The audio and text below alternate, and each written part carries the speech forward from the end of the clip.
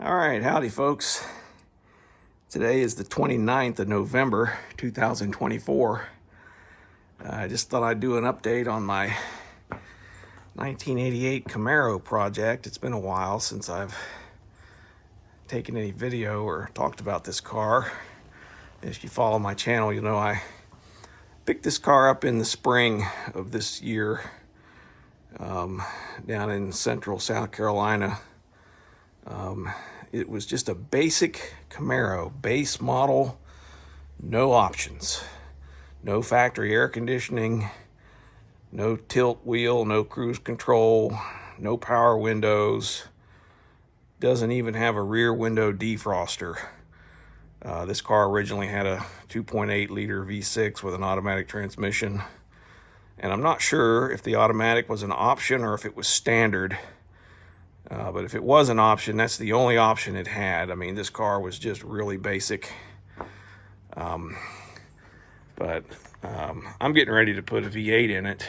I just got done detailing the engine bay. The color you see in here was the original color of the car. I just refreshed it. Somebody had painted over most of it with black paint. It looked really bad, but I've got it all cleaned up now. But if you watch my channel, you'll know I picked up a wrecked 1987 GTA about a month or 5 weeks ago, and I have gutted this car. It was wrecked really bad, and it's a shame because this was a rust-free Carolina car. Somebody hit, I think the story was a young girl was driving it, hydroplaned it, and hit a concrete barrier on the interstate somewhere. And then it spun around and caught the ass end of it, damaged it back there too. But anyway, I've stripped the entire drivetrain out of this car. This was an L98 GTA, 1987. It did have a 9-bolt Borg Warner axle in it with a 327 gear, and I was going to use it, but I've since changed my mind because the Camaro had a factory 342 gear in it, albeit a 7.5 or 7.6 GM 10 bolt. But it was in really good shape. This car was clean. I don't think it's got a lot of miles on it. The brake drums, everything was really nice. And so I just decided to purchase a clutch type positive traction unit and put in that rear axle, which is already done. And I also put a Spawn torque arm setup on this car. These things work really good. But I'm getting ready to put the engine in it this evening, I hope.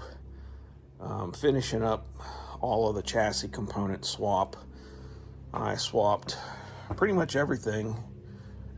Sway bars, springs, control arms. Got the fast ratio WS6 or IROC steering box there. Swapped all that stuff. But I did retain the drum brakes, which I actually prefer on these cars. I don't like the factory disc setup, the way the parking brake works. I hate those things. But I got the engine cleaned up pretty good. It wasn't very dirty to start with. But I'm going to drop it in the car this evening, I hope. I did purchase today the FI Tech Ultimate TPI setup for this thing. I wasn't looking forward to messing with the original wiring harness.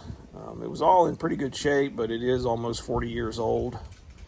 I've already had my fill of those things over the years. The connectors are brittle, you know how they are, and they break and just give problems. And plus, you're really limited on what you can do with the tune on these early TPI setups. And the FI Tech Ultimate TPI has modern engine control software, comes with dual wideband O2 sensors. It's got a really nice LCD HMI that goes in the car. It's a permanent setup, and you don't need a laptop to make adjustments to the tune. They got pretty good reviews, and so I'm going to try it out. It was on sale today because it's Black Friday, and I got it for $810, free shipping. Can't beat it. But looking forward to getting this car running. Stay tuned. I'll put some video up when I eventually get it running.